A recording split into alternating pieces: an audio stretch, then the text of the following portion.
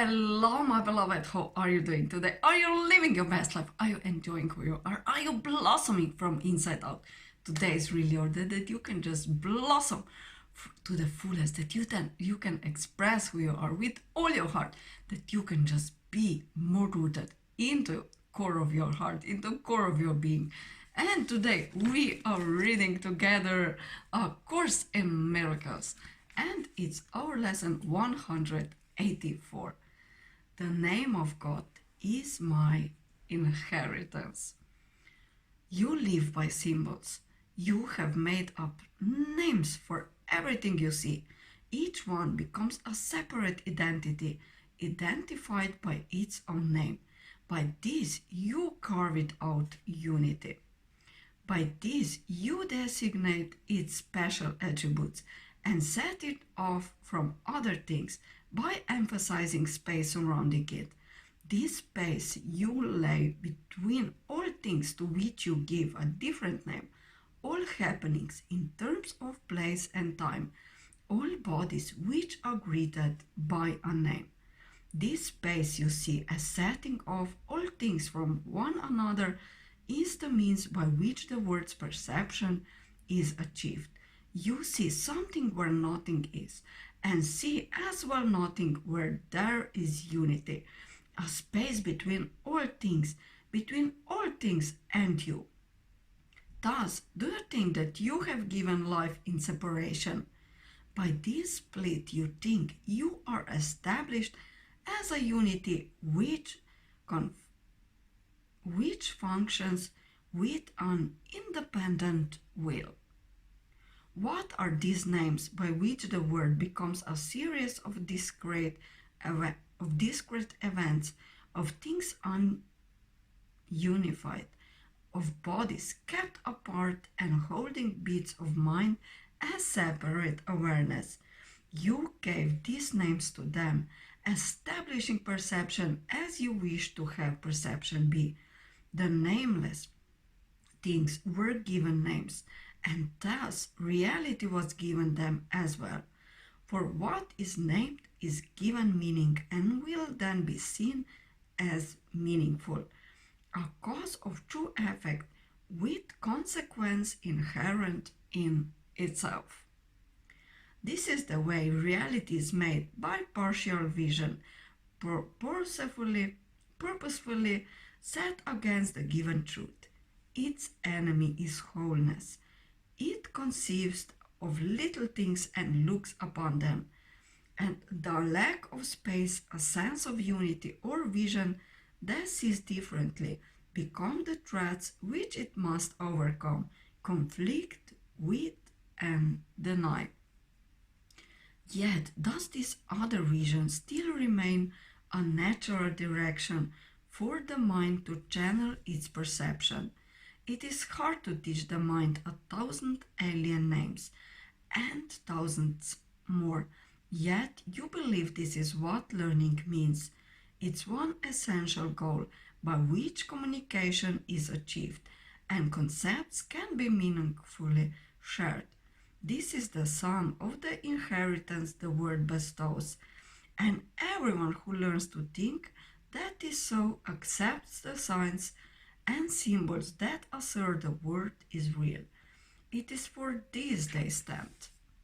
They leave no doubt that what is named is there. It can be seen, it is anticipated. What denies that is true is but illusion, for it is the ultimate reality. To question it is madness, to accept its presence is the proof of sanity. Such is the teaching of the word. It's a phase of learning everyone who comes must go through, but the sooner he perceives on what it rests, how questionable are its premises, how doubtful its results, the sooner does he question its effects. Learning that stops with what the word would teach stops short of meaning. It is proper in its proper place. It serves but a starting point from which another kind of learning can begin. a new perception can be gained, and all the arbitrary names the word bestows can be withdrawn as they are raised to doubt.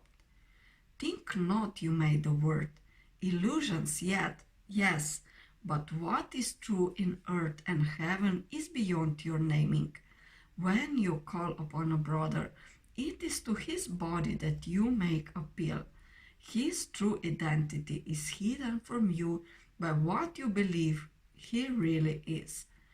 His body makes response to what you call him, for his mind consents to take the name you give him as his own, and thus his unity is twice denied, for you perceive him separate from you, and he accepts this separate name as his.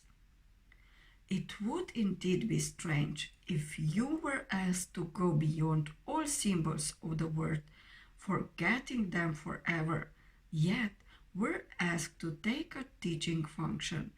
You have need to use the symbols of the word a while, but be you not deceived by them as well. They do not stand for anything at all, and in your practicing, it is this thought that will release you from them. They become but means by which you can communicate in ways the word can understand, but which you realize it's not the unity where true communication can be found. Thus, what you need are intervals each day in which the learning of the word becomes a transitory phase, a prison house from which you go into the sunlight and forget the darkness. Here you understand the word, the name which God has given you, the one identity which all things share, the one acknowledgement of what is true, and then step back to darkness, not because you think it's real, but only to proclaim its unreality in terms which still have meaning in the word that darkness rules. Use all the little names and symbols which delineate the word of darkness, yet accept them not as your reality. The Holy Spirit uses all of them, but he does not forget creation has one name, one meaning, and a single source which unifies all things with itself.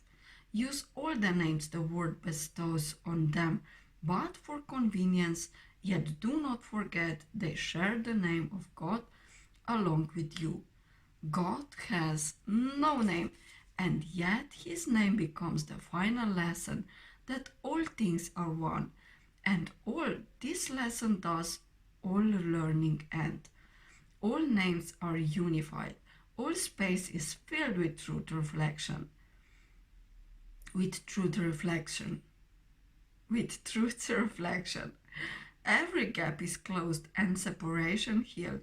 The name of God is the inheritance he gave to those who choose the teaching of the word to take the place of heaven.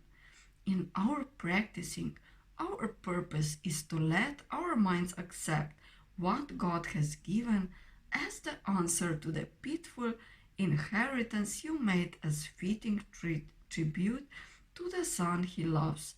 No one can fail who seeks the meaning of the name of God.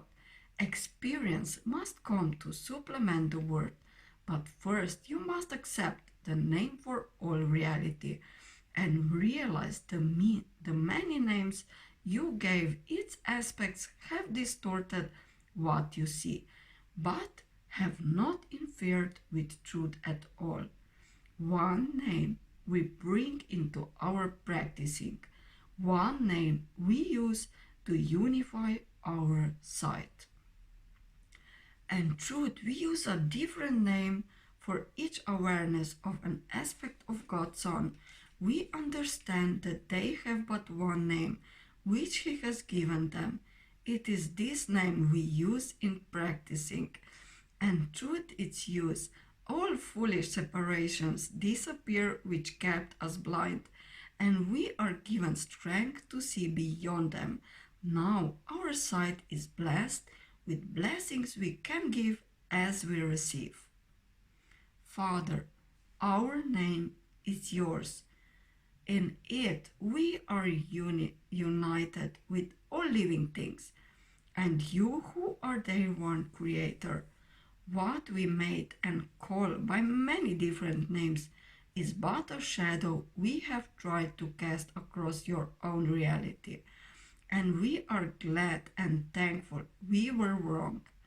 All our mistakes we give to you, that we may be absolved from all effects our errors seem to have, and we accept the truth you give in place of every one of them.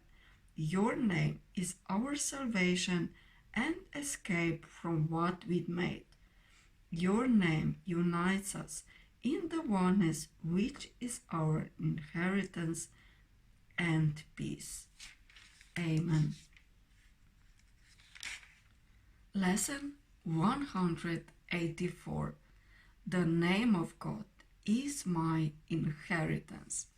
So, my loves, that was the lesson for today. Have a beautiful day. Blossom from inside out. Truly be who you are with all your heart. Follow your bliss. Follow your passion and just do more what really makes you happy. Have a lovely day. Bye.